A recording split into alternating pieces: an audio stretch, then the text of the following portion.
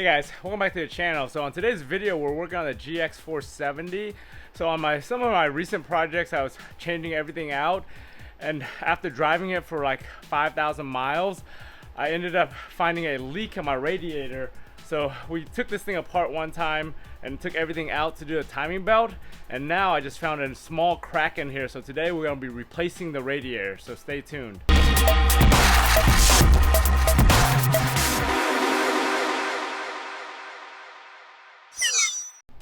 So after my timing belt and water pump service and everything, where I took off the radiator already and got all new hoses and everything, I started noticing that there was a drip that was going down here. I thought the hose was actually leaking from the joints here, but after looking deeper, I noticed that we have a trickle down right here of all this fluid. And what it was a small hairline crack right inside, right there on the inside of that hose bib right here. So that thing, it's right now just leaking every time we drive this thing when it gets over pressurized. So with that leak, what it's been doing is just kind of driving down or traveling down this hose and getting stuck around here, and it's getting stuck all into the connectors and stuff here. So on today's video, we'll go ahead and take all this stuff out, remove the actual radiator so I can swap it with a new one. In order to take out the radiator, obviously we have to re-drain all this stuff. Since this thing has brand new coolant in it, I'm gonna try to drain it out and save most of it to reuse on the new radiators once we take it off. This is a new radiator cap on here that I replaced last time, so we're gonna reuse that. But pretty much everything else, like the shroud, the reservoir, and everything, we have to reuse along with the hoses. Aside from not making a big old mess of coolant when we drain this thing and get it out, the other thing is the transmission hoses, which is one on the bottom down there and one up top right here that we have to unconnect and actually plug these things so they don't get everywhere. So I've done this before where I put a hose bib and just connected both ends together while I'm working, so that way the transmission fluid stays inside the hoses until we're ready to put it into the new radiator.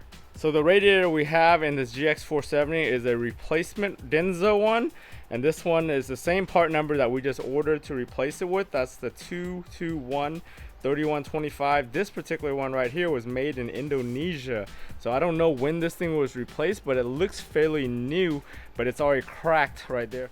So this is a replacement radiator right here that I got from Denso. This is an OEM replacement. It's not the exact OEM one that you're gonna get from the actual dealer. These OEM replacements are usually made in China or made in Indonesia or one of these other countries, but I got this from Rock Auto. You could go ahead and get it from Rock Auto or from Amazon. They're pretty much the same price with shipping, but this one, we'll go ahead and take this thing apart and see if it's the one that's made in Indonesia or the one that's made in China. So this looks like the one that was made in Indonesia. You can see the sticker right there, Denso, made in Indonesia, same part number that we took off here. Interesting enough, that number right there, the 12412, I'm wondering if that's a serial number or some kind of production number, because on the other one, it's almost the same number.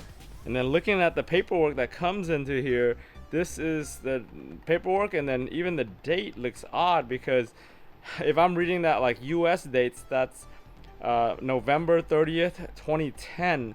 So this must be new old stock that's been around for 15 years, because no way that this thing could be that old considering it's coming straight from Denso where we ordered this thing. That's odd, because the one thing with this radiator is it's used on the 4Runner and some of the other Toyota vehicles too, so it's a common radiator that gets used. So that's really odd for that date code to be on there that old. As far as other mounting points to remove the radiator, we've got two bolts up top here on each side that you can easily get to with the grill and everything off. The bottom here is going to be the pain in the ass one that we have to either take apart the bumper or just reach above it, because it's right below this little rail right here across the front on both sides. If we look through the front bumper, you can kind of see that 12mm right there behind that reinforcement behind the grill, so you can get an extension at 12mm just to take it apart from here without taking out the front bumper. Same with the other side right there, you can see it on the back right there. Just go ahead and get a 12mm with a long extension and unscrew it from here. Alright, so next thing I gotta do is drain the fluid right here. So there's that little drain plug right there, the white thing right here is the drain plug that you can unscrew, and then there's underneath it there's a little spout that you can just plug a hose to let it drain straight down. You could also just drain it straight into like a 5-gallon bucket or something by just unscrewing that without the hose, but I want to drain it into this old bottle right here so I could reuse that fluid, so we'll go ahead and do it this way.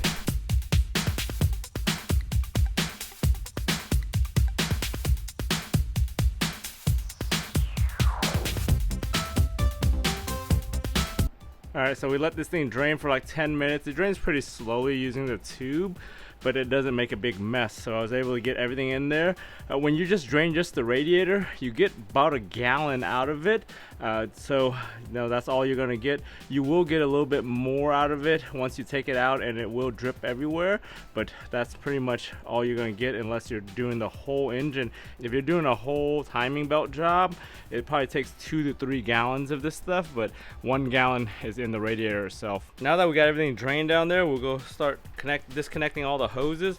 So one of the things I want to do is I want to go ahead and loosen this clamp right here as well as this clamp. So right now most of the fluid, you could pop this one off, it's going to be in here, and if we could turn this thing up, we keep this hose in here so that way it doesn't drain out or make a big old mess, because everything on top here should be drained out right there.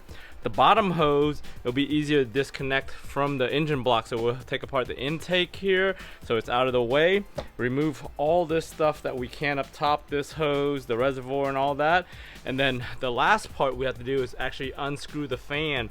So the fan here is attached on the front serpentine belt area here, so we have to unbolt 4 of those to take off this fan assembly thing, and it comes out with the whole radiator.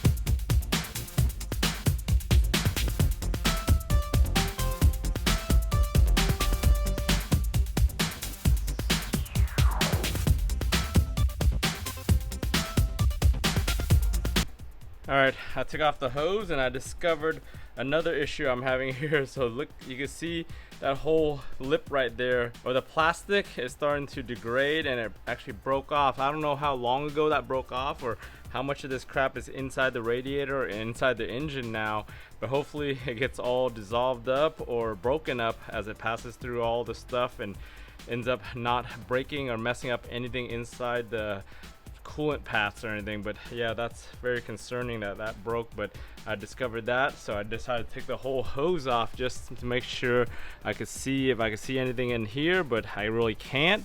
So hopefully it didn't really mess up anything. Next thing I'm going to do is I'm going to go ahead and unbolt those 4 right there. Those are 12 millimeters right down here. Okay, we were able to take those 4 bolts off of that pulley right there. The first 3 are easy because you could use the next bolt to hold it while you're unscrewing it.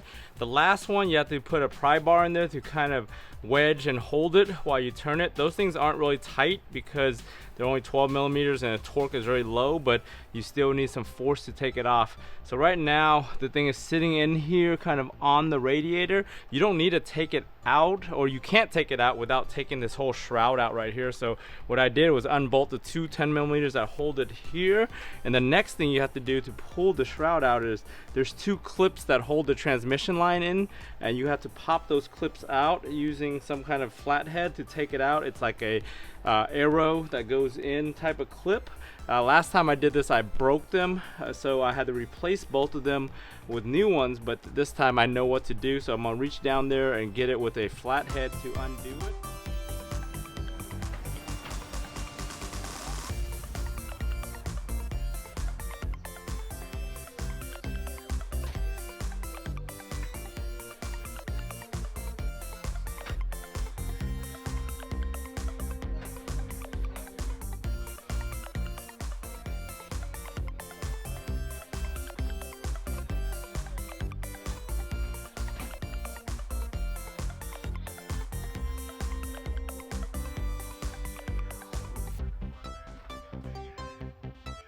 All right, now that we were able to pull everything out, as far as the shroud and the fan, we got plenty of space to work with. Right now, what I got here is the 2 transmission lines right there on the bottom and the top. What I'm gonna do is unplug them first, the top, and then the bottom. You wanna go ahead, once you unplug it, just make sure you have something to catch the fluid, because there is gonna be fluid that comes out on top here. Same with the bottom, and I'm gonna reconnect those 2 together with a barb just for temporary holding. And I'm gonna plug these with the plug that came with the new radiator so it doesn't leak everywhere.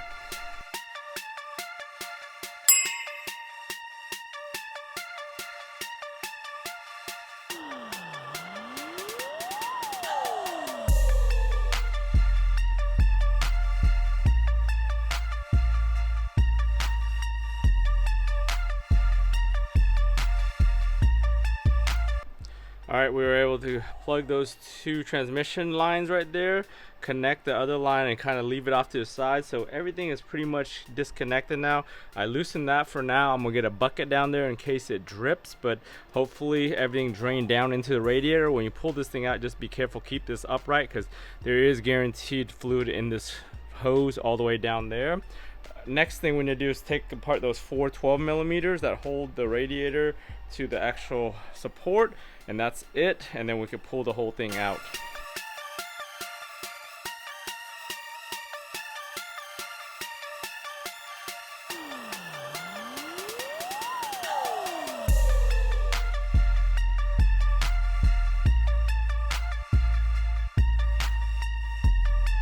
All right, we got the old one out. I can still hear the fluid when I was pulling it out. So what you want to do is go ahead and dump the leftover fluid out. If you're reusing it like me, back into the thing. One of the things we need to do is transfer all of these right here, which are the mounts, because the new radiator doesn't come with the rubber mount. So we reuse the old OEM mounts in here. So we need to pop those things out of there. Other than that, whatever transmission fluid that's in here, so I could put it into the new unit, because I don't want to starve it of any transmission fluid that's in here.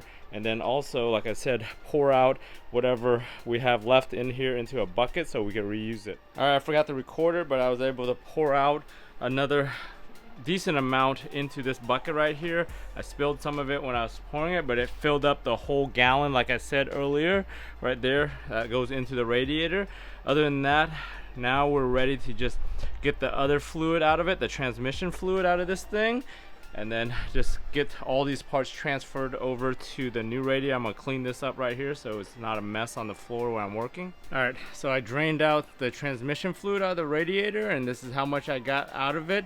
It looks pretty clean, no sediment, so I'm gonna go ahead and pour that into the new radiator, so that way I'm not short of any fluid in the actual transmission or the whole system. To remove this thing, you basically just have to pop out the backside here on one of these pieces. Just pry it with a flat head, and then once you do that, you can pry the front off and take the rubber bushing out, and then you do it around all 4 sides. There. Once you take that off, then you push this through, then you have the bushing out, so you just go ahead and do that on all 4 sides. Swap this over to the new side.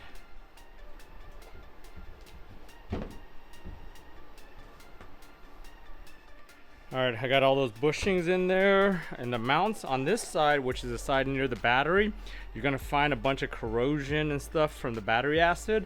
I went ahead and sanded those down, recoated them with some spray paint just to give them another nice protective coating before I move forward. Other than that, this thing is pretty much ready to go back into the vehicle now. Once you put it back in, this is the first hole you wanna do, because that's the round hole. The other 3 holes are actually oblong to make any kind of minor adjustments or fitment issues fit better. So you'll see that one is oblong, the 2 on the bottom are also oblong. So just keep that in mind as you bolt these things down.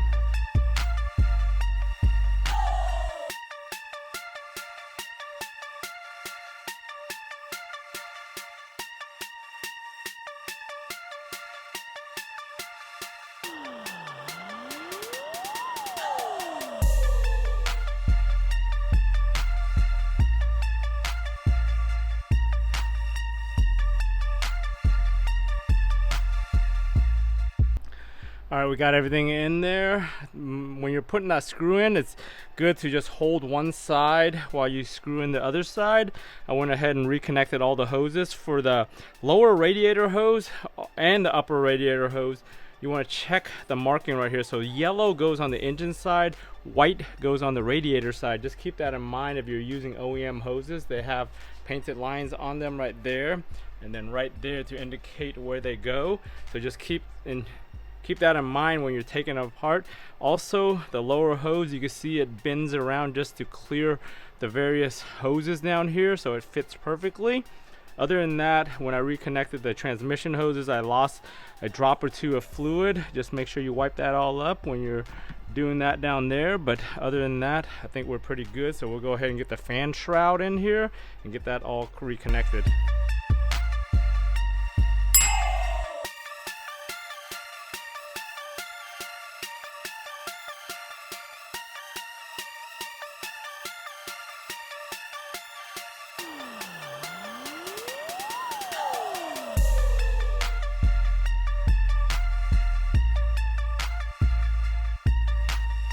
All right, we got everything attached. The hardest part of putting this shroud in is trying to hold the fan by yourself and get this thing to clip in and clear all the hoses. So once you get it past these hoses, there's two clips on the radiator that the lower part connects to.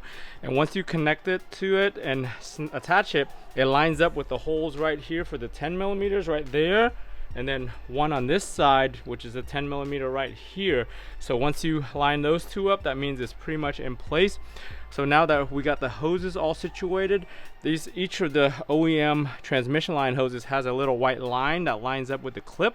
Just go underneath, attach those and re-clip it. Other than that, tightening those 12 millimeters for the fan assembly is probably the hardest part of this whole job, just because of how tight it is and trying to get a wrench in your hand in there. But I was able to tighten all four of them. They don't go in straight. You have to work it across each bolt to get it to slowly go in and go flush with the actual pulley. Also, when you route that transmission line up, just make sure the upper line goes on the inside near the fan and it routes straight up from the hose. Same with the lower hose down there. You want to make sure that thing routes up on the outside right from the hose, and they all have those bends and those white markings to line up with the clip.